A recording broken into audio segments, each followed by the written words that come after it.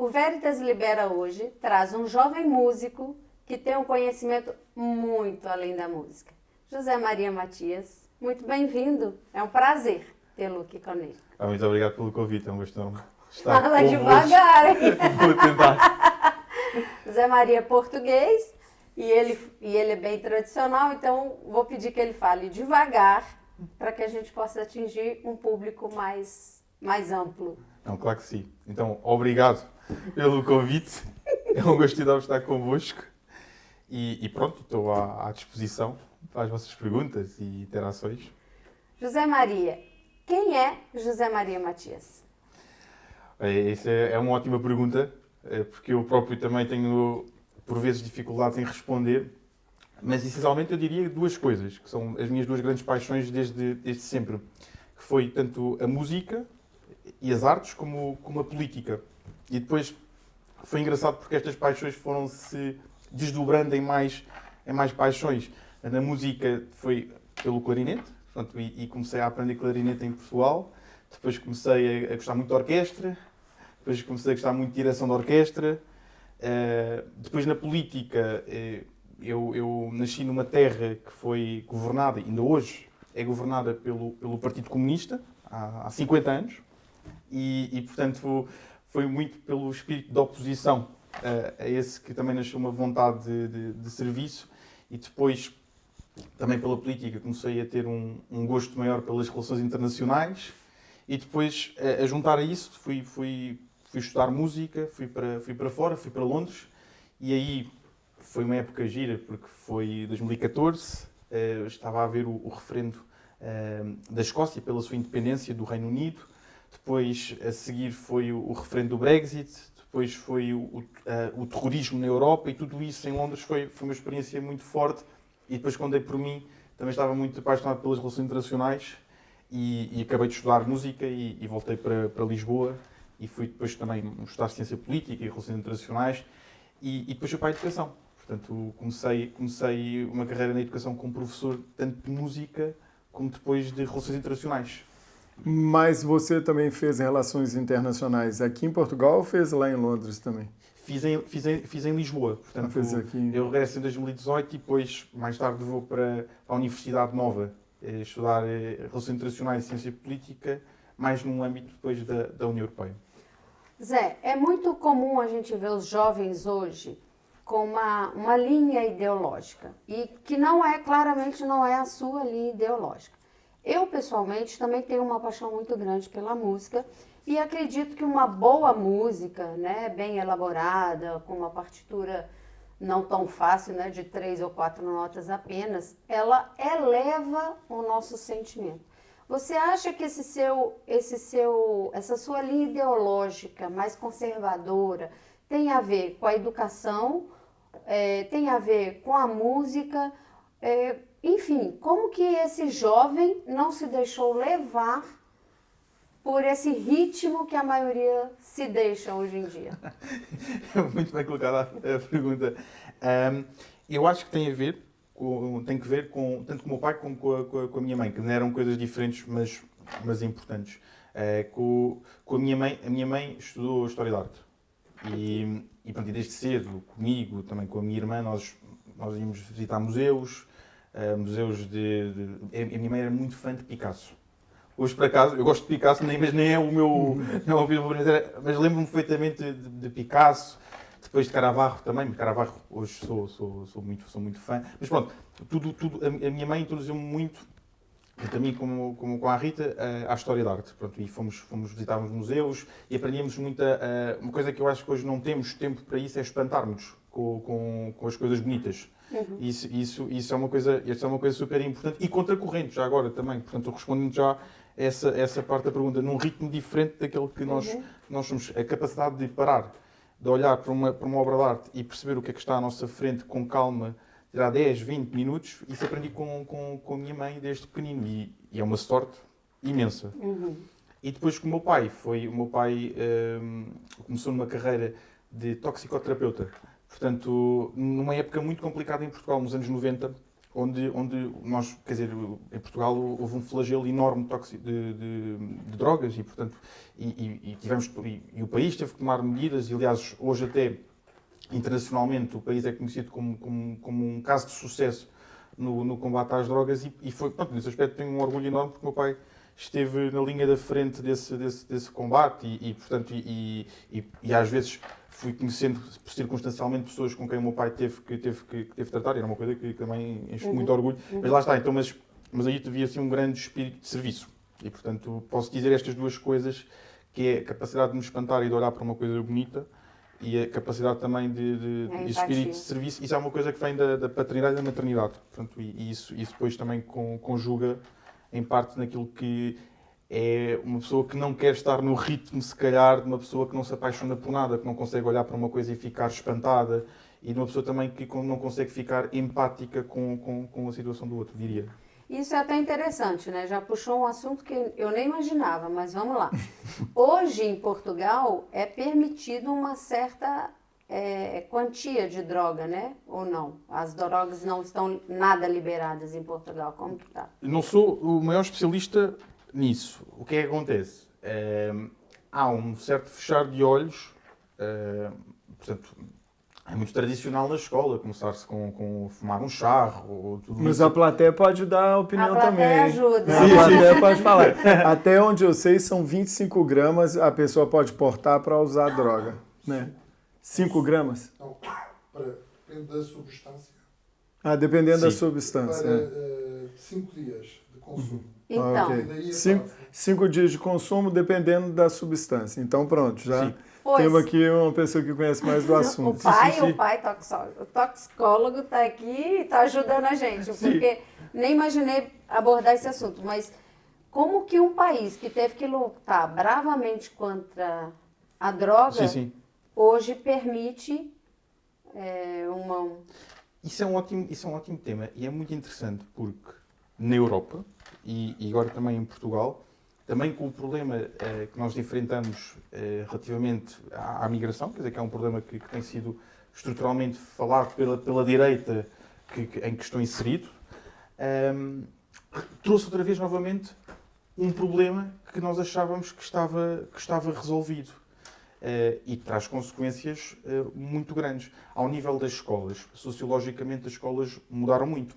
E de repente nós temos hoje escolas públicas, na área metropolitana de Lisboa e na área metropolitana do Porto, que têm turmas com turmas de 20, 25 alunos que têm mais do que 10 nacionalidades. Isso. E mais do que 7, 8, 9 línguas por vezes diferentes. A escola tornou-se um espaço que é um grande desafio. Eu sou muito... Uma torre de Babel. Um bocadinho. Mas depois isso também tornou-se, ao nível das drogas, começou também a haver uma experimentação da droga um pouco mais cedo. Portanto, é comum um jovem contactar com o seu primeiro charro, com outras substâncias, aos 12, 13, 14 anos. O que, no meu tempo em que estava na escola, foi há 14, 15 anos atrás, era um bocadinho mais tarde. Portanto, estava se calhar no 8º ano, no 9º ano, quando a pessoa já 13, 14. Agora é um bocadinho mais cedo. E isso são fenómenos novos que têm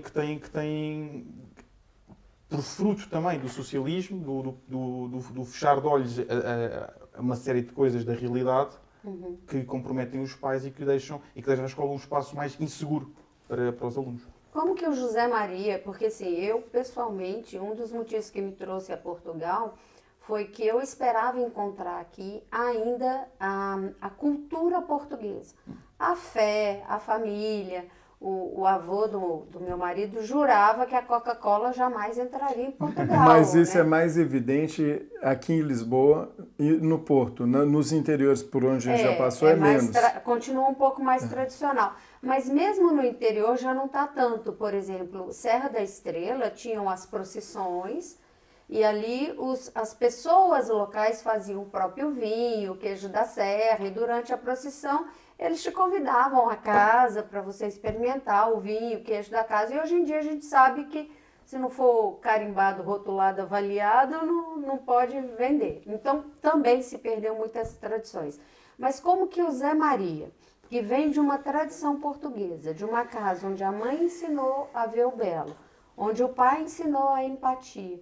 Como que foi enfrentar essa escola impondo outros valores e não estar isolado em meio a tudo isso, permanecer firme? Eu tive. Isso é uma pergunta. Eu tive um percurso escolar difícil. Imagino.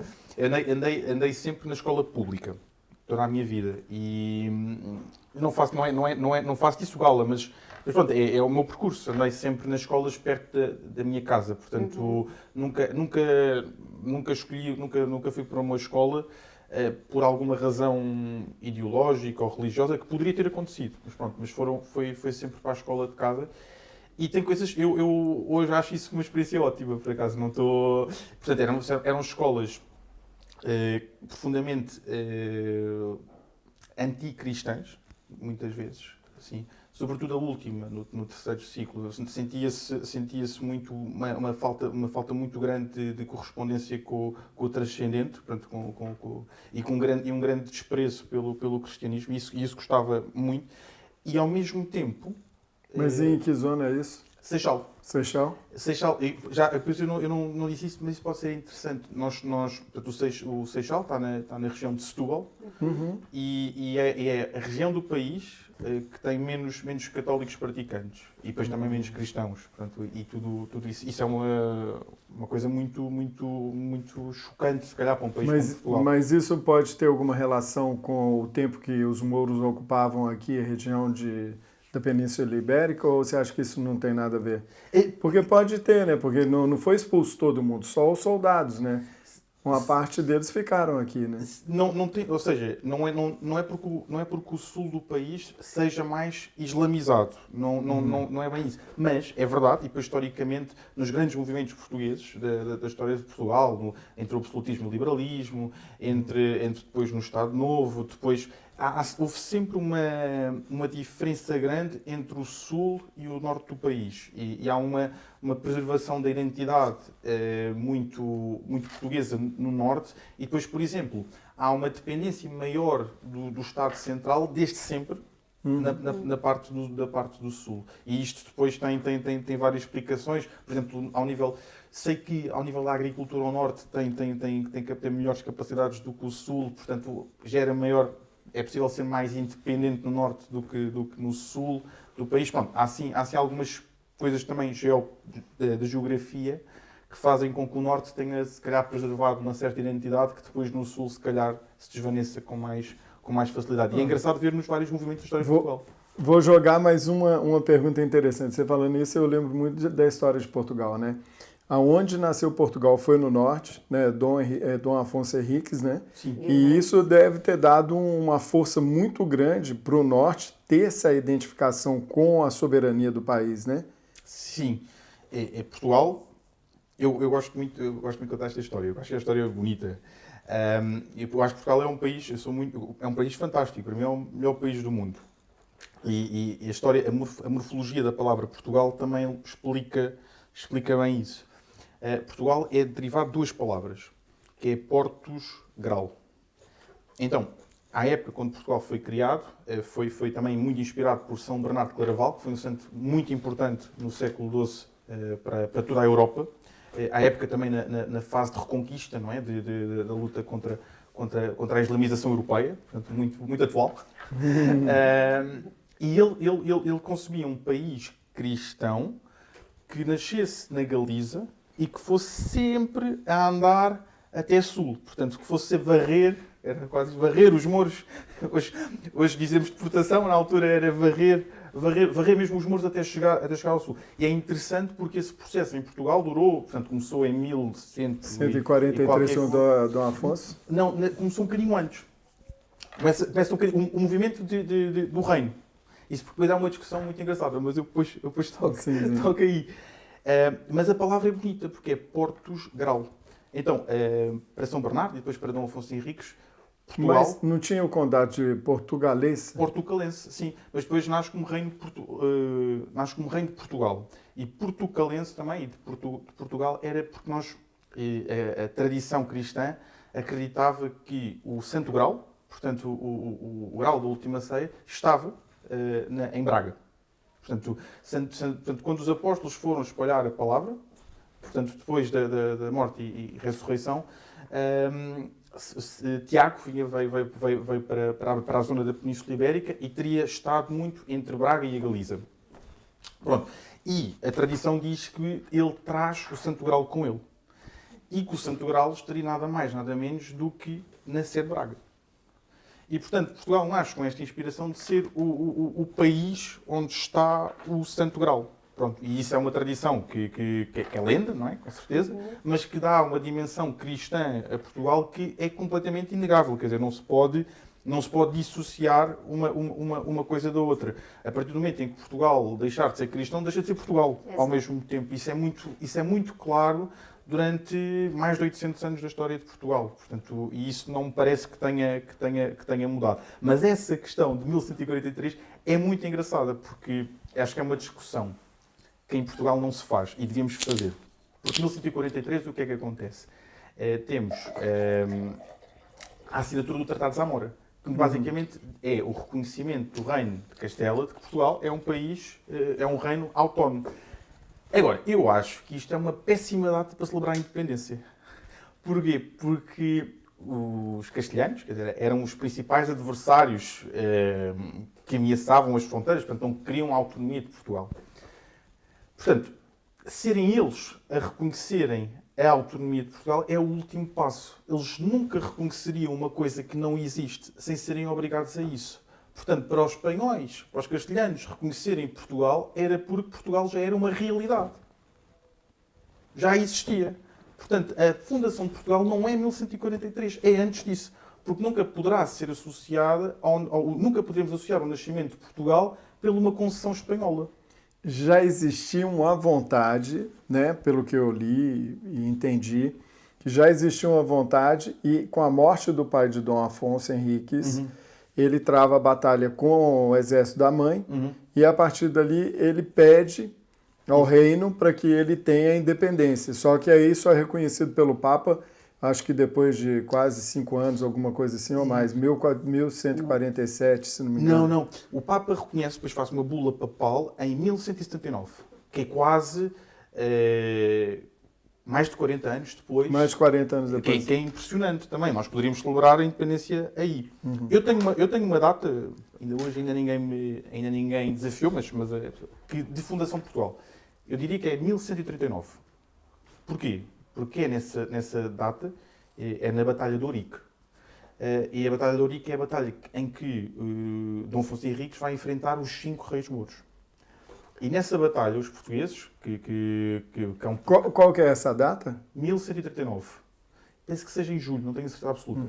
E nessa batalha, Dom Afonso Henriques parte com os 5 reis mouros, um exército avassalador destes 5 reis mouros, 5 reis muito poderosos, e os portugueses, um bocadinho menos do que os mouros, disseram assim: nós só podemos ganhar esta batalha se tu não liderares a batalha como conde, mas como nosso rei. Então, nesse momento, eles aclamam El Rei Dom Afonso de Portugal. Já não era do condado, já era do reino de Portugal. E a partir daí, desse momento, e depois também há aí uma célebre aparição de Jesus a Dom Afonso Henriques, a dizer-lhe que fundaria o reino de Portugal. A partir desse momento, então sim, temos Portugal.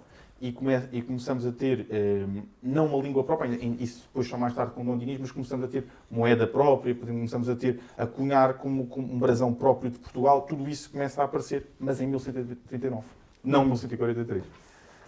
Eu tinha essa data de 1139 também por causa da batalha. Mas eu achei que o reconhecimento tinha sido só em 1143. E foi o problema disto depois. Esta crítica que eu faço é a nós próprios. É Portugal, somos nós que dizemos que o reconhecimento de Portugal é em 1143. Eu acho que é um erro nosso. E nós temos que olhar para a nossa história e tentar perceber, dar este passo, que é um passo de autonomia. Que nós não somos autónomos. Os portugueses têm esse problema, que é não assumem para si o papel que têm na história, no presente e no futuro. E enquanto não fomos capazes de olhar muitíssimo bem para aquilo que fomos e como é que nós nascemos, é muito difícil colocarmos o nosso papel no mundo, seja ele qual for. O papel de Portugal em relação ao cristianismo no mundo é uma coisa surpreendente. Os apóstolos espalharam o cristianismo pela Europa, né, principalmente ali em Roma, e depois foi se estendendo, chegou até Portugal, né, que não era Portugal ainda, e depois que virou Portugal teve uma ajuda, né, dos reis de Portugal para que os templários eles viessem para cá, porque estavam sendo perseguidos, né, e com isso eles trouxeram tecnologia, trouxeram conhecimento, e o cristianismo se arraigou mais ainda. Não sei, porque eu sou da seguinte teoria: quanto mais um povo sofre, mais ele se apega a Deus. E como a lógica do evangelho ela é muito latente dentro da gente, porque vai de encontro com as leis de Deus, né, que estão dentro da gente, porque a gente é imagem e semelhança de Deus, eu acredito que isso fez com que o português ficasse muito forte. Como um país muito pequeno e pouca gente, tinha que ser muito inteligente e lutar muito contra as outras nações. E que, na minha opinião, fez Portugal ser o maior país em termos de avanço do cristianismo no mundo inteiro. Então levou para a América do Sul, levou para a Ásia, levou para a África, né? Então você vê que Portugal é um país pequeno, menor do que a Espanha, do que a França, do que a Alemanha, do que a Itália, e no entanto com grandes feitos, né? E até mesmo na questão das batalhas navais que houveram na altura, Portugal se destacava na maioria das vezes, né? Então, estrategicamente também, quando o rei saiu de Portugal e foi para o Brasil, que era terras além mar, não era Brasil, né? Era a terra de Portugal, né? Que poderia ter sido Espanha, Holanda, Inglaterra, né? Mas foi Portugal, e Portugal pequenininho. Então eu acho que os feitos de Portugal, e aí volto a isso que você falou, que o português, na maioria, pelo menos as pessoas que eu conheço, ainda não sabem entender a grandiosidade de Portugal e o feito que ela fez. A gente tem um amigo que provavelmente você deva conhecer, que é o Sr. Sepúlveda. Conhece o José Carlos Sepúlveda? Não conheço. Não. Tem que conhecer então. Ele é um português que vive no Brasil há muitos anos. Ele contribui com a gente bastante nos seminários que a gente faz. Ele já tem uma vida, né? Já tem um histórico aí nesses estudos de Portugal, do cristianismo, né? Do catolicismo. Então ele faz parte de uma linha da monarquia, né? Atuante, né? Nessa linha de resgatar a monarquia. E ele fala muito isso, entendeu? Que graças a Portugal, que atravessou com as suas caravelas, com a cruz de Cristo nas velas, e chegou ao território, né, ao continente americano, no sul, né, no Brasil propriamente dito, é graças a isso que o povo brasileiro é uma extensão de um povo tão maravilhoso igual o português. Eu não estou falando isso só porque eu sou português, não, que quando eu queria vir para cá, eu tinha uma certa resistência, acredita nisso? Eu não queria vir para Portugal. Eu vim por causa da filha. E eu vou pegar o gancho, que essa questão também do luso brasileiro, né? Porque nós brasileiros nos sentimos realmente portugueses, e somos de fato, porque Portugal que foi, mas tem uma turma querendo vender a história que Portugal roubou o Brasil, né? Invadiu o Brasil, roubou o Brasil, etc. E a gente sabe que não é verdade, porque quando o português foi, ele foi realmente para fazer uma extensão de terra. Então, eles se interagiram com os locais e construíram famílias, e eu, Tânia, considero hoje o Brasil um povo português. Seu Sepúlveda é um português que mora no Brasil. Nós temos o deputado hoje do Chega, né, o Manuel Magno, que é um português que mora no Brasil e foi eleito pelo Brasil como deputado. E para mim, eu vejo como um povo só, né? Até porque, assim, no Natal, na casa das tias do Marcelo, a gente comia filhós, né? Então, é muito e é de fato. E as padarias que tem lá em São Paulo, Minas, a maioria são portugueses. Mas a pergunta que fica para ele, então, no caso, como que você vê, né, a gente estava falando dos mouros, da construção, né, da ideia de ter um país, soberania, do que está... Aí a gente dá uma guinada para o tempo atual, né? Não, é porque assim, eu acho que é importante a gente fazer um resgate da história. Sim. Porque quando tanto que eles estão querendo mudar a nossa história, porque se você não sabe a sua história, você não constrói um futuro. Claro. Né? Então a gente sabe que o Portugal ficou sem rei por um tempo, e quem acabou reinando Portugal foi o rei da Espanha, mas não em Portugal, à distância, Sim, sim, sim. né? E na perseguição, quando finalmente, acho que foi um filho bastardo que foi eleito, porque assim, nós temos um deputado brasileiro, que é o Luiz Felipe de Orleans e Bragança. Sim, sim, sim. Só que a gente sabe que a linha monárquica é Bragança, não tem Orleans. Você sabe me explicar isso, como é que funciona? Isso é, por acaso, eu por acaso, Bragança. até sou um bocadinho, tenho reduzido a minha simpatia monárquica, mas sou monárquico no pensamento. Eu só acho que, só voltando um bocadinho atrás, ou seja, Portugal, eu acho que uma boa palavra que pode definir a história de Portugal é pragmatismo. Porquê? Nós, desde o princípio, que reconhecemos aquilo que éramos pequeninos. Do ponto de vista geopolítico, é um paradoxo a existência de Portugal. Quando um norte-americano olha para Portugal, fica um bocadinho confuso. Porque pensa, porquê que aquilo não é Espanha? Porque teria tudo para ser Espanha e, de facto, não é Espanha. É confuso e é confuso de explicar. Porque, quer dizer, nós temos um pedaço de terra muito grande e temos um que ocupa 80% e outro que ocupa 20%. E como é que o que ocupa 80% não conseguiu capturar o que ocupa 20%? É um mistério para quem não sabe depois a história de Portugal. E, de facto, o pragmatismo é uma palavra que pode definir muito bem todo o percurso da história de Portugal. Nós sabemos desde muito cedo que éramos poucos, nós sabemos que ao ser poucos tínhamos que ser inteligentes na forma como fazíamos a gestão do território. Nós partimos para o mar porque conseguimos... Além mar. Porque conseguimos uma coisa extraordinária na história de Portugal, que era paz. Que ninguém fala muito nisto, mas é interessante. Quando nós partimos, nós começamos as nossas viagens em 1415, mas... Começamos um bocadinho antes, na verdade, mas assim, as primeiras... Deixa eu fazer um favorzinho. Eu vou arrumar seu microfone, que ele está ficando tampado. Eu estou achando que depois o som vai ficar abafado. Não, deixa, não tem problema. Eu também já fiquei olhando e falei, onde que está o microfone dele, que eu não estou vendo. Senão ele vai ficar tampado aqui, mas não tem problema, faz parte. Tem problema. Você quebrou o raciocínio dele. Não, eu sei. Não, tá certo, tá azul, tá azul. Aqui, mas você pode falar, tá, Manuel? Porque o som não atrapalha e também não tem problema. Pode falar, pode participar. Não, ali é só o botão, a luz tá azulzinha. A luz é da frente, tá vendo aqui?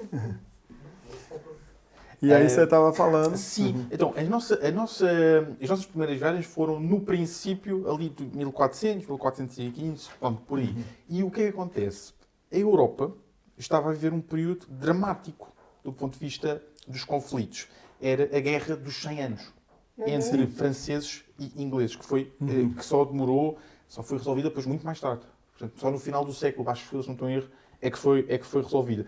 E isso deu a Portugal. Portugal, em 1249, tinha, de alguma maneira, fechado as suas fronteiras. Fechado no sentido que tinha-se determinado como país, Dom Afonso III conquista o Algarve. A relação com Espanha estava calma, porque Portugal tinha conseguido assinar um tratado de paz com os ingleses. Porquê? Porque para os ingleses seria muito complicado haverem duas potências continentais dentro do seu mar. Portanto, que seria franceses e espanhóis. E então os ingleses também, inteligentemente, aliavam-se a Portugal para que houvesse um contrapoder dentro da Península Ibérica. E Portugal aproveitava-se disso. Portanto, essa aliança depois também foi, de facto, muito estratégica, muito pragmática, com altos e baixos, mas que determinou a Portugal as condições para ter paz. Depois, para além de ter paz, teve outras coisas importantes, que foi cultura. Nós tivemos a língua, uma língua própria, uma moeda própria, uma soberania própria. Portanto, a soberania não é só o governar a nossa casa, é ter elementos que definam o que é a nossa casa. Exato. E no século, portanto, em 1415, nós já tínhamos uma identidade muito própria. Nós já tínhamos que éramos um povo cristão, que éramos portugueses, que falávamos português, e o que é que queríamos?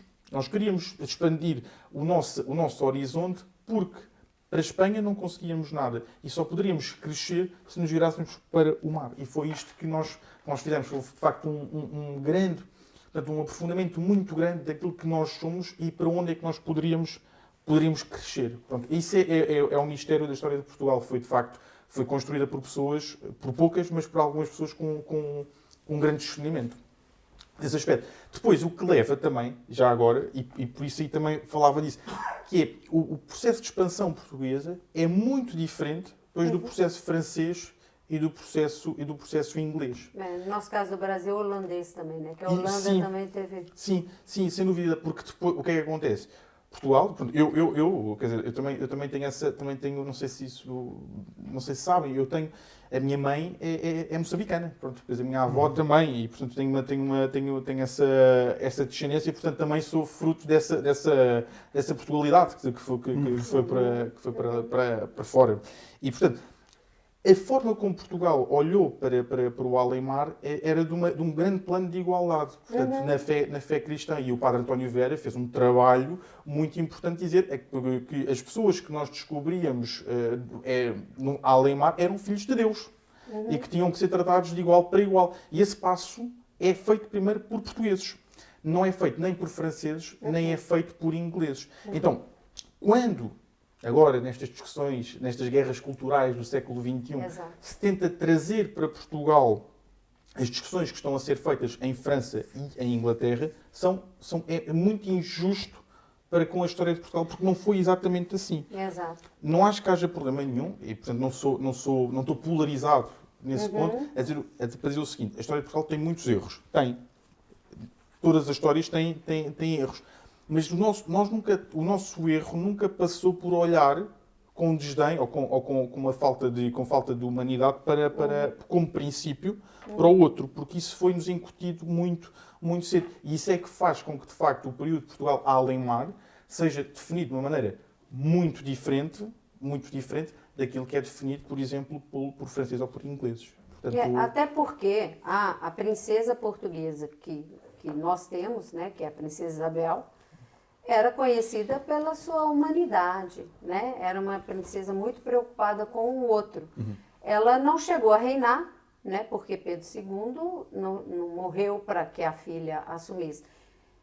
Mas nas ausências dele, por 3 vezes, ela regeu o país. E nas 3 regências dela, ela favoreceu as pessoas, que foi o ventre livre, a segunda regência foi ali ela protegendo a fé cristã, e a terceira regência, que foi o que fez com que a família monárquica fosse excluída do país, foi a abolição da escravatura. Mas, pelo que eu li da história, ela já estava num círculo, assim como você nasceu numa casa que já tinham princípios e valores, Princesa Isabel também, porque o marido dela, o Conde Deu, que era um francês, ele, na Guerra do Paraguai, ele libertou os escravos de guerra, né? E o próprio Pedro II já estava discutindo a abolição da escravatura, mas quem assinou a lei foi Princesa Isabel numa terceira regência, na ausência do pai.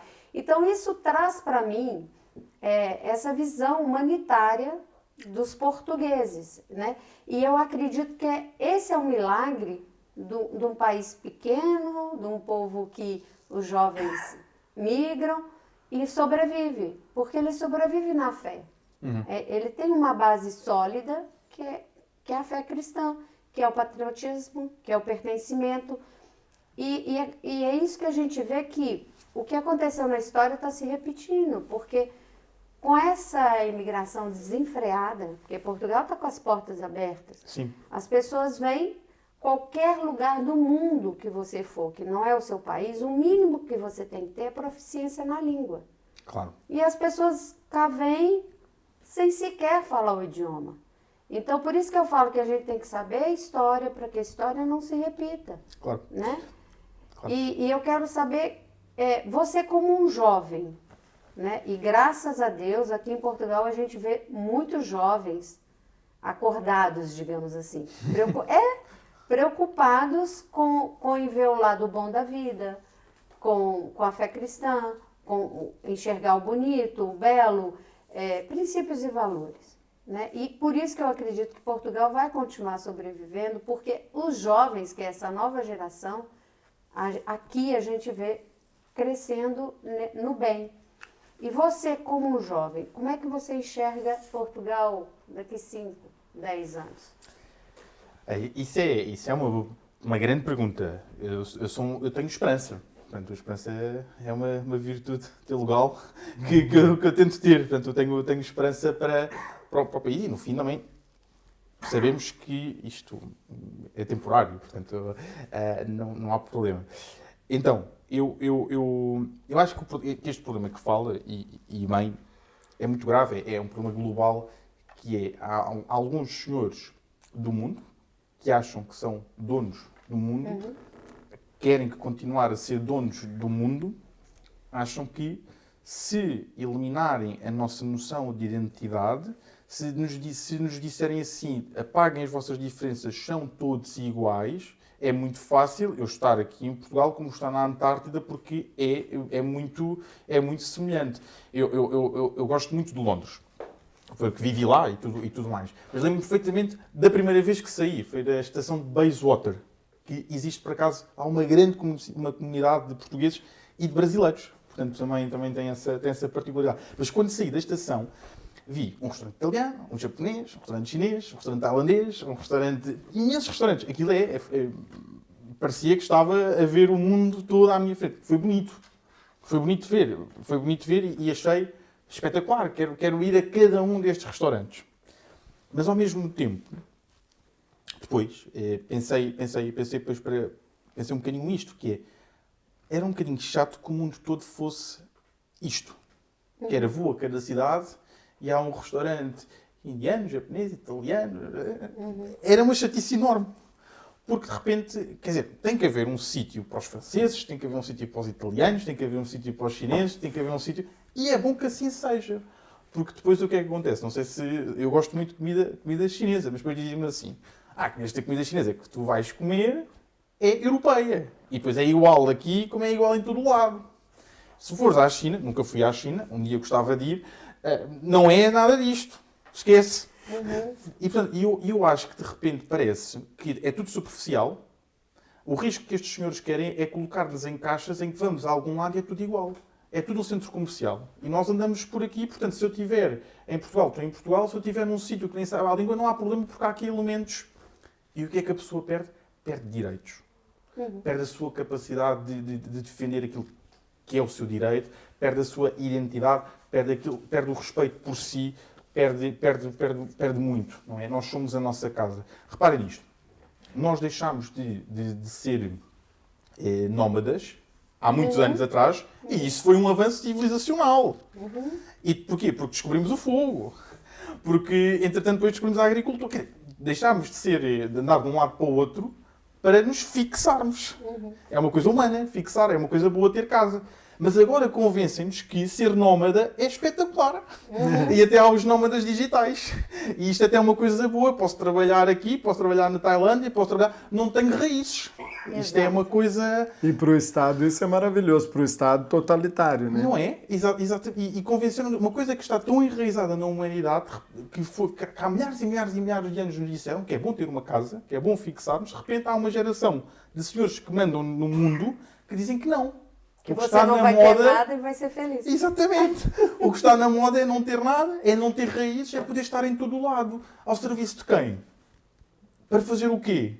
Exato. Porque não vamos ter filhos porque não nos casamos. Porque não vamos ter uma casa porque não estamos. Não estamos com os nossos pais na sua velhice, não preparamos a geração seguinte, estamos a servir quem? Qual é o nosso propósito de vida? Não há. E por que objetivo isso está sendo implantado em todos os países? Quem está por trás disso? Então são perguntas também que ficam, né? Por quê? Qual é o motivo? Qual é o objetivo, né? Quem são as pessoas? Não consigo dizer exatamente quem são. Sim. Mas eu acho que o objetivo é simples. É que nos tornamos mais vulneráveis. E a vulnerabilidade abre espaço para os piores regimes da humanidade. E isso já agora a história diz-nos. Exato. O nazismo, quando aparece porque há um vazio. Deixado pelo facto da Alemanha ter sido humilhada no fim da Primeira Guerra Mundial.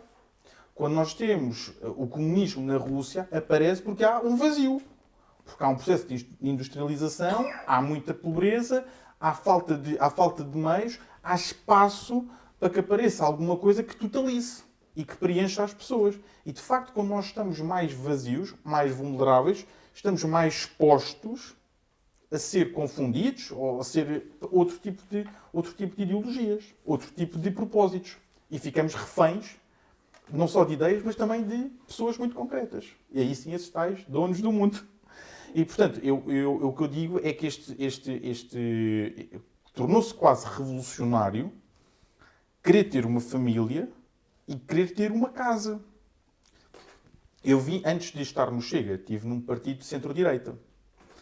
E fui com o meu pai também. Fomos a uma sessão de esclarecimentos sobre as eleições. E fiz uma pergunta, à época, à Ministra das Finanças, que hoje é comissária na Comissão Europeia. E é uma pessoa ótima. Politicamente estamos de um lado oposto. Mas fiz uma pergunta, isto foi há 10 anos. E perguntei-lhe como é que via o país para os jovens e tudo mais. Eu tinha 18 anos, estava com muito entusiasmado. Como é que via o país para os jovens e conselhos. Às tantas pedi conselhos. E ela disse-me, não compres casa. Arrenda. Porque depois é mais fácil e tudo mais. E aquilo fez-me imensa confusão. Mas porquê? Porquê arrendar? Porquê que eu não posso ter um bem que vai valorizar com o tempo? E quem que vai ser o dono do bem que você vai arrendar? Alguém vai ter que ser dono. Não é? Exatamente. Portanto, o que é que eu divaguei bastante. Ótimo, maravilha. Mas o país a 5, 10 anos, a minha esperança é que seja um país de famílias, com valores, com muitos filhos, e que Portugal tenha uma capacidade de criar políticas boas para essas famílias boas que queiram estar em Portugal, que respeitem os valores de Portugal, que honrem a história de Portugal. Esse é o desejo que eu tenho e, muito honestamente, vejo, não na política, mas vejo alguns na política, mas vejo sinais na sociedade que é isso que desejo. É isso que desejo.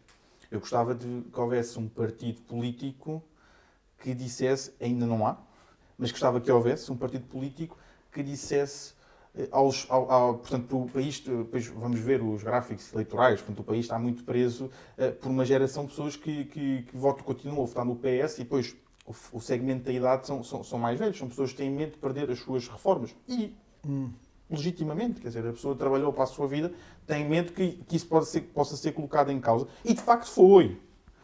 E, de facto, o centro-direita colocou em causa as reformas e é preciso isso ser dito. Com interesses, não é? Com os interesses neoliberais, que depois dava outra conversa. Mas era importante explicar a essas pessoas que são avós, que são pais, e que estão a deixar reféns as novas gerações, que estão a dizer assim, meus amigos, toca a emigrar, toca a ir para fora, porque para fora é que é bom. Uhum. Eu, na campanha eleitoral, fiz muitos debates nas universidades. Há dados assustadores. 40% dos alunos que acabam a universidade em Portugal vão para fora do país. 40%. Os melhores dos melhores. Nós dizemos, e nós somos muito... De repente, depois damos assim uns chaveiros e ficamos todos orgulhosos. A geração mais bem preparada de sempre. E, de repente, a geração mais bem preparada de sempre, 4 em 10 não estão cá. É. E andamos a gastar dinheiro para a geração mais bem preparada de sempre. Isto é muito... Mas você não acha que isso é a política que é implementada aqui em Portugal? A gente poderia comparar com outros países também. Mas a política implementada em Portugal, além dela ser subserviente da União Europeia, que tem interesses de extensão, mas não de soberania, de respeitar a soberania de cada país, Portugal acaba não tendo protagonismo naquilo que ela tem que fazer. Né? Então, e com isso, ela fica subserviente e fala assim, então agricultura você não pode desenvolver, tecnologia você não pode desenvolver, desse ramo você não pode desenvolver. E até quando você estava falando anteriormente a respeito das outras coisas, o que estava me vindo na cabeça é o seguinte, Taiwan era um país que dependia da China e que de repente teve a sua independência e é um dos países mais bem colocados mundialmente, IDH, tecnologia, saúde, qualquer coisa que você imaginar, hoje é um país de ponta. E pequenininho, não pode lutar com relação ao Brasil, por exemplo, que tem um território muito Sim. grande, que tem capacidade de agricultura muito grande, que é commodity, mas, por outro lado, em termos de tecnologia, até mesmo de royalties, né, e outros itens que eles podem desenvolver e vender patentes, marcas e etc., eles estão hoje no topo. O que você vê com relação à administração de Portugal e essas possibilidades? Porque a gente falou da capacidade do português de empreender, de desenvolver. Hoje tem a melhor geração que não fica aqui porque o Estado não promove esse incentivo real, porque fica dando incentivo para minorias, só fica criando o pobre coitado, né? As vítimas da sociedade que não trabalha, não gera riqueza, e quem gera vê que aqui não é dado oportunidade, muda para outro lugar. Como que você vê essa situação e o que você pensa que pode, de fato, efetivamente fazer para Portugal para a gente mudar essa situação que está aqui hoje? É isso. Eu acho que nós temos que convencer os avós a votarem para que os seus netos fiquem em Portugal. Isto é difícil. É muito ambicioso. Mas o país só virá assim. Só teremos uma maioria política capaz de fazer e de criar condições sociais, económicas e culturais para que Portugal possa ser um grande país se convencermos os avós a votarem para que os netos fiquem em Portugal. Se nós temos 3,5 milhões de avós que votam e que votam PS, não votam todos no PS, mas PS, PSD? Não conseguimos. Nós temos 3,5 milhões de reformados. O PS tem 1.500.000 votos, 1.700.000 votos. E o PSD, mais ou menos a mesma coisa. Mas se nós não convencermos os avós a votarem para os netos, não vamos ter mesmo país. E qual seria o argumento para convencer os avós e os pais? O argumento é: querem que o seu neto fique em casa, querem ver o seu neto a crescer, o seu bisneto, etc. Votem para isso, para criar condições para que as pessoas se possam concretizar.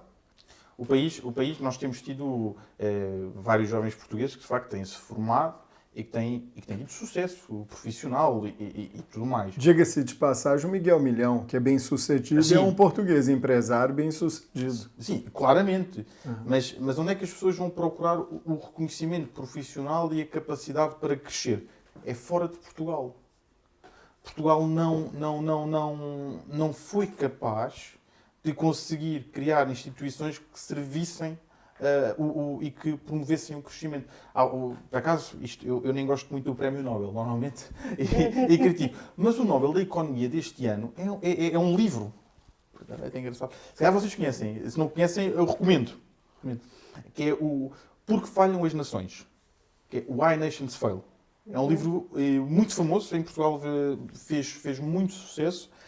E é um livro que explica mais ou menos as instituições que são criadas e que promovem ou não promovem crescimento e porque é que países, certos e determinados países, conseguiram chegar a esse desenvolvimento, no caso de Taiwan, como outros que, com grandes capacidades, como a União Soviética, não conseguiram vingar. E esse livro depois explora muito as instituições políticas que são criadas para que as pessoas possam ou não possam vingar na vida. E as bases e os vetores fundamentais para essas instituições é super interessante. E depois fazia duas distinções entre as instituições extrativas, portanto, sobretudo de extração de recursos naturais, e instituições inclusivas, que promoviam a iniciativa individual, a iniciativa da pessoa. E depois faziam uma comparação entre as duas. E, de facto, depois concluía-se que este era o grande vetor principal que separava, muitas vezes, o caso do Reino Unido, do caso da União Soviética, do caso da própria China com o próprio Estados Unidos. Portanto, eu acho que Portugal está num ponto da sua história em que vai ter que ser chamado a decidir o que é que quer, o que é que não quer. Qual é o meu medo? É que já não tínhamos força para isso. Mas que tipo de força você fala? Força política, força intelectual? Força espiritual, de povo. Esta noção de quando os navegadores enfrentaram um mostrengo, não é? Essa coragem para ir para além do desconhecido, que nós não tínhamos essa força para conseguir isso. E vários países europeus mostram que já não têm essa força. Franceses parece que já não têm essa força. Italianos estão a tentar dar a volta com algum sucesso, veremos. Se você conhece uma frase, eu não sei de quem que é, ela é muito conhecida, talvez você deva conhecer, que ela fala que homens fortes fazem tempos fáceis fazem homens fracos fazem tempos difíceis e tempos difíceis fazem homens fortes. Edmund Burke? Não. Esse é Edmund Burke, é aquela, o mal triunfa porque os bons cruzam os braços. Sim. Né? Mas a minha pergunta para você vai nesse sentido. Você não acha que a humanidade, ela já amadureceu de tal forma? Existe um grupo de elite econômica e social que ela predomina e de uma forma meio psicopática quer controlar o mundo e ela esconde a história das pessoas e até mesmo a educação, o ensino, a instrução, né, nas escolas para poder facilitar para eles terem um controle, porque quanto mais ignorante o povo, menos acesso ao pensamento crítico e tomada de decisão correta. Claro. É assim,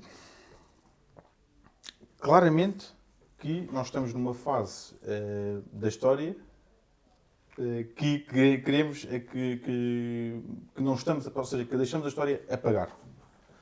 É claramente que nos colocaram em pontos, às vezes alguns dos dilemas que nós enfrentamos são precisamente por fraco conhecimento da história.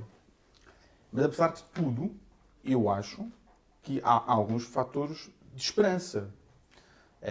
Por exemplo, dou-vos um dado giro, que pouca gente fala. 25% dos filhos em Portugal são filhos de famílias numerosas. Há uma associação de famílias numerosas em Portugal, isso é um dado muito interessante, que mostra que... Porquê? Porque depois há uma relação muito interessante entre os valores, entre esta noção de Deus, pátria e família, e depois as pessoas que vão ter filhos. Portanto, quem tem filhos, nem todos, mas muitos, são pessoas que dão uma sacralidade à vida humana. Que dão uma sacralidade a um certo e determinado tipo de valores que são fundamentais para a sociedade, que são fundamentais para essa noção de história. Portanto, de alguma maneira, eu acredito que nós podemos reverter isso e aí está a ideia de que tempos fracos vão criar pessoas extraordinárias para o futuro. Eu acredito. Há sinais que demonstram que a sociedade está a procurar respostas. Qual é o problema de Portugal? O Churchill explica isto bem. Tem um discurso muito interessante. À época, quando ingleses pensavam se deveriam ou não deveriam render-se, os ingleses estavam sozinhos na Segunda Guerra Mundial, antes dos Estados Unidos entrarem na guerra, os franceses derrotadíssimos, não podemos contar com os franceses para nada, os franceses derrotadíssimos, e o Churchill dizia uma coisa muito interessante, que era, o pior que pode acontecer a um povo é o povo desistir. Porque um povo que perde pode ganhar na geração seguinte, mas um povo que desiste, acabou. Tem outra pessoa também que é muito interessante, que fala uma coisa muito parecida que o Churchill, é o Viktor Frankl, que ele tem inclusive um livro escrito que fala realmente das experiências que ele teve, né, durante o período que ele ficou preso, né, na Segunda Guerra Mundial, e ele fala que o objetivo das pessoas, que as pessoas que superaram, né, que ficaram em cárcere e que sobreviveram, foram aquelas que tinham um propósito na vida. E uma nação sem propósito, ela sucumbe também. Sim, é isso, exatamente. E o que aconteceu em Portugal foi que, durante 500 anos da sua história, convenceu-se de que tinha alguns pilares, nomeadamente o pilar Alemar. A partir de certa altura, o país, mal ou bem, eu não estou a fazer juízos de moral sobre isso e isso deixo à consideração das pessoas. Como disse, sou filho do mar português, portanto também estou à vontade nesse aspecto. Mas mal ou bem desistimos. Nós desistimos de ser Portugal. E estamos há 50 anos a tentar perceber o que somos. E ainda não descobrimos. Nós temos pilares que somos um país que está na NATO, que está na União Europeia, que é democrático. São sim os chavões daquilo que é um país laico. Ninguém sabe o que é ser laico. Subserviente, ou seja, em resumo, que está perdendo a soberania. Claramente. Mas isto não responde aos anseios dos portugueses, que é quererem concretizar os seus desejos, sonhos e ambições no país em que nasceram. As respostas que encontraram há 50 anos, as respostas políticas, não são suficientes para aquilo que são as necessidades do povo português. Ora, se essas respostas não são suficientes, e isso está a acontecer agora, degradam-se por completo. é preciso apresentar alternativas. Eu ainda não vejo na política alternativas. Vejo crítica, vejo demonstrar que a realidade não funciona, mas ainda não vejo uma alternativa concreta. Mas pela sociedade, por sinais que vejo, como este que lhe disse, a constituição de famílias, o crescimento de colégios com cristãos, a sociedade a organizar-se em conferências, os jornais a aparecerem, as pessoas, os influencers, o espaço digital que é conquistado por estes valores, que foi, isso é sinal de que, calma, se deixarem as pessoas falar, exprimir-se, organizarem-se, há respostas. E essas respostas vão chegar à política e vamos ter um ciclo novo. E eu acredito nisso. Portanto, acho que neste momento estamos a viver um ciclo dessas degradações de instituições políticas que vai acontecer, que se vai materializar, e depois disso vai aparecer alternativas. E essa crítica, esse diagnóstico é importante. E nós temos que ajudar a quem está a tentar fazer esse diagnóstico. E temos que ajudar a quem quer ser alternativa. Se você não acha, igual, por exemplo, o Pedro esteve aqui, a gente conversou com ele também, Pedro Frazão. E a gente conversou e eu fiz a mesma pergunta para ele, quer dizer, eu fiz o comentário e depois fiz a pergunta. O comentário meu é o seguinte: quando a gente chegou aqui, em 2019, eu participei, presenciei as eleições, se não me engano, foram de presidente, foi de presidente, né? 2019. 19 ou 20? Não. 19 foi europeias, legislativas e depois, em 2021, foi presidenciais. Aí foi autárquica, né? 21 foi presidenciais e autárquicas. Isso, E aí depois, o André já era presidente do Chega e o primeiro deputado eleito do partido. Aí quando veio 2022, a gente teve as outras eleições, né? Teve a dissolução do parlamento, e aí tivemos as eleições em janeiro, dia 30, né, de janeiro de 2022, onde de um deputado passaram para 12 deputados. E 2024, agora esse ano, em março, de 12 deputados, a gente passou para 50. Você não vê isso como sendo um sinal positivo de reação do português, porque ele precisava de um sinal de esperança?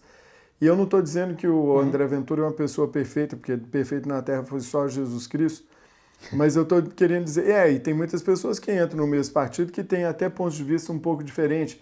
Talvez o propósito maior é muito parecido, mas de forma geral tem alguns conflitos internos. Isso é normal, é do ser humano, a gente é diferente um do outro. Graças a Deus que Mas você não vê que esse movimento que já está acontecendo em Portugal, eu fico muito feliz, porque eu venho de um país, né, do Brasil, onde a gente vê a degradação humana acontecendo lá, né, que a gente tem políticos e outras pessoas que estão em cargos de importância no Brasil dos 3 poderes, que não respeitam a população. Mas você não vê que isso é um ponto muito positivo aqui para Portugal e isso é um sinal de esperança? Claro. O Pedro Frazão é um grande amigo meu. Eu gosto mesmo muito do Pedro. Tenho uma grande admiração pelo Pedro Frazão e por toda a coragem que ele tem. E já agora, pai de uma família numerosa. Sim. São 8, Sim, portanto, temos que felicitá-lo, Pedro, por isso. E, portanto, uma grande admiração.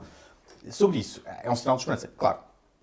Ou seja, o que nós tínhamos antes era um adormecimento da realidade muitíssimo grande. Nós passámos anos, quer dizer, em que um conjunto de pessoas individuais nas suas esferas, e aí o meu pai fez esse percurso também, outras pessoas que eu admirava que estavam a fazer o combate nos sítios certos, mas que não estavam organizados. E o que é o Chega?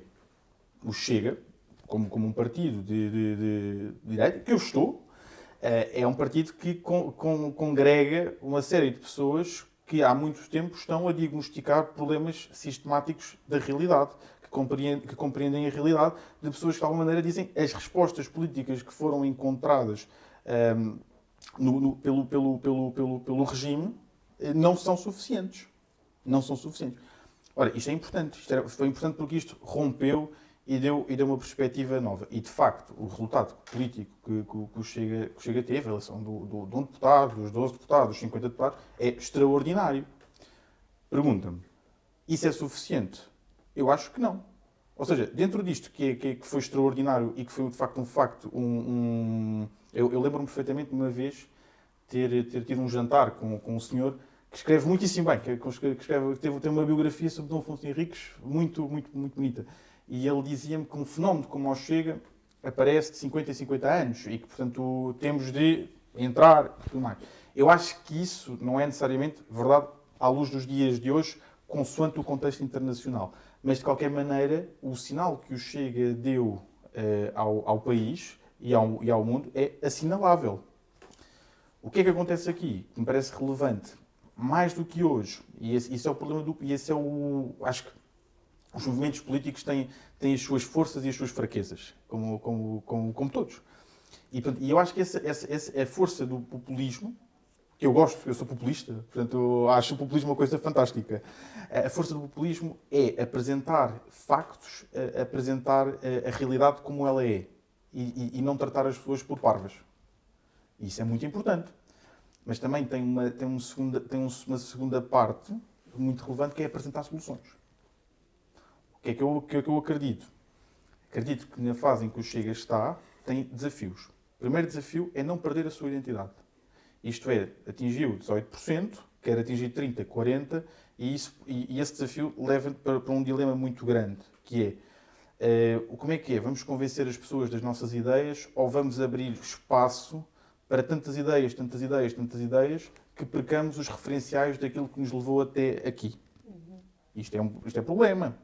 Porque depois às tantas, com a ânsia de querer crescer tanto, perdemos aquilo que somos, já não sabemos o que é que queremos e tornamos iguais aos outros. Isto é um problema. Ou então, vamos e fazemos o caminho autêntico, de acreditar, até porque o tempo está a nosso favor, e nós vemos isso no Reino Unido, vemos isso em França, vemos isso em Itália, vemos isso na Hungria, e aí tornamos uma alternativa ao poder.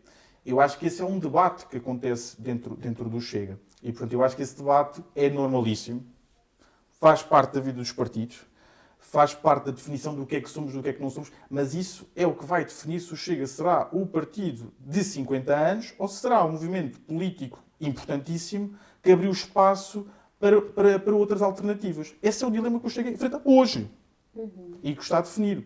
Não consigo dizer a resposta. Não consigo mesmo dizer a resposta porque acho que é uma coisa orgânica e que se vai ver no dia a dia. Mas é um debate que todos nós temos a obrigação de participar. Quem está do lado da força, não é? Tem uma coisa interessante que nesse comentário que você fez aí que eu acho interessante. Eu comecei a trocar algumas mensagens com o Luiz Felipe de Orleans e Bragança e assim, já dizendo aqui publicamente que eu agradeço a ele pela atenção que ele me dá, sobre uma reforma, entendeu, na Constituinte. Eu vejo que o Chega não pode perder a intenção dele de fazer o objetivo de fazer essa mudança e, ao mesmo tempo, não perder a identidade, mas também pensar naquilo que, na minha opinião, posso estar enganado, não conheço tão bem a Constituição de Portugal como eu conheço a do Brasil, de dizer que tem uma necessidade de uma reforma, porque a Constituição de Portugal, tanto quanto do Brasil, foi escrita com a intenção de deixar várias aberturas para o regime comunista ou socialista que seja, para ele ter a forma de fazer o controle, de criar burocracia para poder criar uma dependência da sociedade com relação ao Estado. E hoje eu vejo isso muito comum no Brasil e aqui em Portugal, que, como você disse, os mais velhos, que já estão reformados, eles têm essa dependência do Estado. E quando você tem uma dependência, você vira subserviente. E essa é a estratégia da esquerda, de fazer todo mundo ficar dependente. Então eu vejo que o Chega, e isso eu concordo plenamente com você, não perder a identidade, tem que ter um núcleo duro, tem que ter um propósito, tem que ter um objetivo maior do que o do partido, tem que ser é um país cristão, afinal de contas, né? Então tem que ter raiz cristã lá dentro, como os Estados Unidos fez na Constituição, que colocou Deus acima das pessoas, e fazer alguma coisa que remeta a gente de novo, entendeu? A ter esse pensamento transcendente, pensamento crítico, que a gente possa dar o acesso à informação a todas as pessoas, ensino, né? Mas ensino público, como que é? Nos Estados Unidos nem tudo é assim, e eles conseguem fazer isso, essa distinção. Por quê? Porque lá é meritocracia. Então, tirar essa mentalidade do português de que ele tem que ser dependente do Estado. E cabe ao Chega, e eu sei que tem pessoas boas lá dentro, inteligentes, né, que conseguem fazer um plano de crescimento, e é lógico, e o Chega está crescendo de uma forma assustadora, graças a Deus, mas é em função dessa lacuna que abriu na sociedade, da falta de esperança. Porque eu apostei, né, o português falando, eu apostei tanto num governo socialista e esse governo socialista Claro. que ia distribuir Claro. igualdade para todo mundo não está dando. Claro. Eu estou vendo a miséria, estou vendo a limitação, os agricultores com problema de plantar, e pesca também, problema na área da pesca, problema na área da tecnologia, crescimento intelectual do país para poder ter patentes e marcas e poder Claro. vender. Então, você não acha que esse tipo de coisas é uma coisa que o Chega tem que estar discutindo? Eu não sei se entra esse nível Sim, de sim. discussão.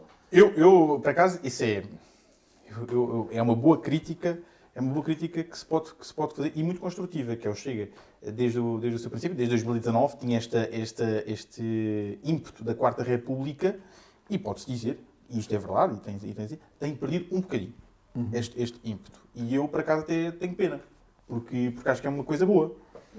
Por exemplo, eu sou muito fã desta ideia, que deveria ser assim. Nós temos um sistema político que veio de uma revolução de cariz militar, que deu um grande pendor aos militares e que depois passou esse pendor dos militares para os partidos políticos, que tiveram um papel na sociedade muito relevante. Mas hoje os partidos políticos, o centrão político, tornou-se assim pequenas máfias, quer dizer, o PSD, o PS, os partidos. Pronto. Por exemplo, a constituição de uma lista de deputados passou a ser pela lógica partidária. A direção do partido escolhe aqueles que estão com uma lealdade à direção do partido e por aí fora, e isso que gera os parlamentos que nós temos tido e, já agora, cada vez com menos capacidade, até intelectual, no debate político. E aí faço um desafio para quem estiver em casa a ver, que é assistirem a debates parlamentares no Parlamento português hoje e no Parlamento português de há 20 ou 30 anos. Ou seja, o sistema político todo, perdeu, ou tem perdido progressivamente, a capacidade de atrair os melhores dos melhores para a função de representatividade, que é a função mais alta que um português pode aspirar em Portugal. E isso é um problema que o Chega alertou convenientemente para isto. Por exemplo, eu acho que nós temos que criar políticas que as pessoas possam ir a eleições em que escolham, de facto, os melhores dos melhores para tomarem essas decisões. E isso aí, a meritocracia. A reforma que o Chega cria, portanto, esta ideia de Quarta República, vai nesse sentido. Portanto, caminharia para coisas desse género. E, portanto, eu acho que é possível. Eu acho que nós estamos a caminhar para isso. Acho que há vontade. É evidente que todos os partidos se vão unir sempre contra isto, porque isto rompe com os interesses instalados. Agora, é preciso ter capacidade para manter o foco naquilo que nós somos, naquilo que nós queremos ser e naquilo que são os nossos objetivos. E com isso, pode ser hoje, pode ser amanhã, pode ser daqui a 10, 20, 30 anos. Mas vai acontecer. Porque em todo o mundo há sinais que mostram que isso de facto poderá acontecer. Portanto, de facto, eu tenho mesmo muita esperança. Ou seja, eu acho que, de facto, também para dizer isso, eu chego em frente a estes desafios, mas eu gosto de desafios. Portanto, acho que os desafios são ótimos e, portanto, estas definições ajudam imenso e estes debates ajudam imenso e é bom que estes debates até sejam feitos em espaços como este, em que as pessoas possam discutir, possam dar a sua opinião, porque a vida dos partidos é uma coisa importante e a decisão que os partidos podem tomar é uma coisa importante, especialmente no Chega, que é um partido que representa, que é uma coisa muito rara na política portuguesa e na política também europeia, neste momento, que é ter partidos que representam movimentos culturais, quase por inteiro. O Chega faz isso. Tem esse monopólio com grande sucesso. Em Espanha ainda acontece isso com o Vox. Mas, por exemplo, na Itália, Fratelli d'Italia não faz isso. O Fratelli d'Italia tem o Lega também a competir com isso. Em França também há essa competição. Portanto, o Chega tem aqui um monopólio até interessante, porque representa um movimento cultural por completo. Então, a discussão partidária do Chega é uma discussão cultural também do Chega. Portanto, esta discussão que nós podemos ter é muito importante para isso. Mas eu sou otimista e, portanto, tenho esperança e reforço mesmo a minha esperança no país e na vida dos partidos, que o país há de se endireitar. Muito obrigado. Agora eu queria te pedir, a gente já encaminhou para o final aqui, suas considerações finais a respeito do tema que você quiser, com as suas considerações finais. Então, só muito brevemente, agradeço mesmo o convite, gostei mesmo de conversar, não sabia, tinha falado consigo, mas não sabia o que esperar e de facto foi um espaço de conversa, de diálogo, de discussão muito interessante. E até eu fui há bocado, a primeira pergunta que fez foi quem é o Zé Maria. E é muito engraçado, porque neste espaço de tempo que nós fomos discutindo, ajudaram-me aí também construindo pensamento que eu nem próprio ainda tinha pensado. Portanto, acabou por ser uma conversa mesmo importante. Eu só dizia isto mesmo. Acho que estes espaços de discussão são muito importantes. Acho que os nossos valores, isto que nós somos, Deus de pátria e família, sem qualquer conotações com o passado, com o presente ou com o futuro, este monopólio é nosso, não é? E nós resgatámos isso para a soberania digital, que é uma coisa que eu gosto, que é uma expressão que eu gosto muito. E vai ser feita a revolução. Soberania digital com liberdade, né? Liberdade. Porque hoje em dia estão tolindo a liberdade. Eu adoro o conceito de soberania na ciência política. Nós só podemos compreender a soberania à imagem da nossa liberdade, de poder ser e dizer aquilo que pensamos. Portanto, quando digo soberania digital, é a vossa soberania digital para poder ter este espaço. A soberania digital de tantos outros que estão a construir o debate e que estão mesmo a mudar uma geração inteira de pessoas aqui em Portugal também, mas também na Europa e no mundo. Portanto, só posso agradecer. Muito obrigado. Nós é que agradecemos. Foi muito rico, né? Aliás, eu acho que o Zé Maria dá aí uns 50 podcasts. Não é verdade? À vontade. Não, e é interessante que eu estou pensando aqui o seguinte, se fosse um podcast de 3 horas, a gente teria assunto para conversar às 3 horas. Tínhamos. Não é verdade? Fica com essa sensação também. Não tenho tempo. Então, muito obrigado a todos e nos vemos então no próximo podcast. Um grande abraço e até a próxima.